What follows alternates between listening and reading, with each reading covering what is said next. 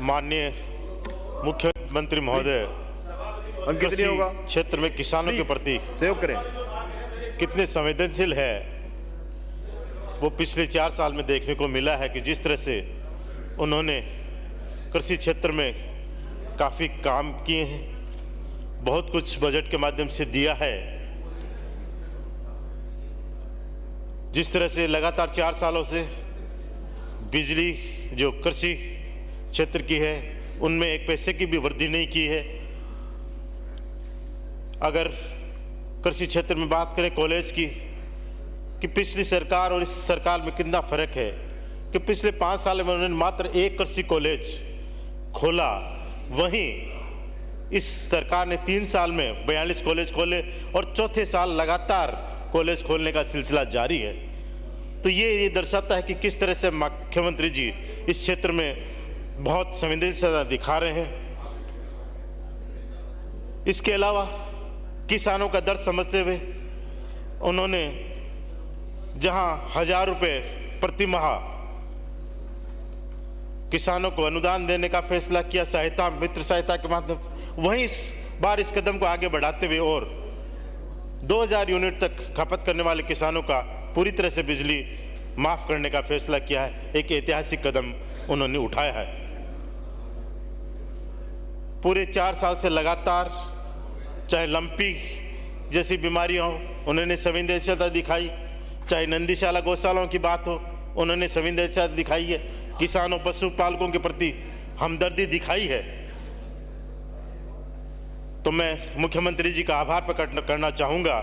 समय अभाव है इसलिए मैं मेरे क्षेत्र की कुछ बातें रखकर मंत्री जी का ध्यान आकर्षित करना चाहूँगा कि पिछले 4 साल में बहुत से उपकेंद्र जिन्हें क्रमोन्नत करके पशु चिकित्सालय प्रथम श्रेणी चिकित्सालय खोले गए हैं, पर मेरे एक कातर जगह है जो मंत्री जी उप तहसील मुख्यालय पर वहाँ चिकित्सा सुविधा नहीं है।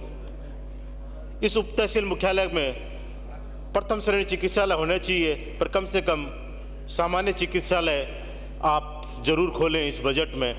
ये क्योंकि उप तहसील मुख्यालय जहाँ बाकी अधिकारी तक बैठते हैं वहाँ अगर एक डॉक्टर बैठ जाएगा तो वहाँ और आसपास लोगों को काफ़ी राहत मिलेगी। आपने लगभग सभी ग्राम पंचायतों में पशु उपकेंद्र खोल दिए हैं, पर मेरे एक ग्राम पंचायत सारंगसर है और बहुत बड़ी पंचायत है मंत्री महोदय, सिर्फ एक गांव की पंचायत है वो, जिसे आप लगा सकते हैं कितनी बड़ी पंचायत है, पर वहाँ अभी तक सब सेंटर भी पशु का नहीं है। तो वहाँ आप सब सेंटर पशु सब सेंटर खोलें या चिकित्सालय खोलें, पर कुछ सुविधा उस एक गांव की पंचायत है उसमें आप इस बजट में जरूर खोल दें। सुजानगढ़ बड़ा क्षेत्र है जहाँ सिंचित क्षेत्र भी है, उसमें सहायक कृषि निदेशक एक कार्यालय जो क्योंकि जिला मुख्यालय से बहुत दूरी है, बिदासर तहसील के दूरस्थ गांव 250 किलोमीटर तक पड़ते हैं, इसलिए सुजानगढ़ में एक सहायक कृषि निदेशक कार्यालय खोला जाए तो वहाँ के किसानों को काफ़ी लाभ होगा।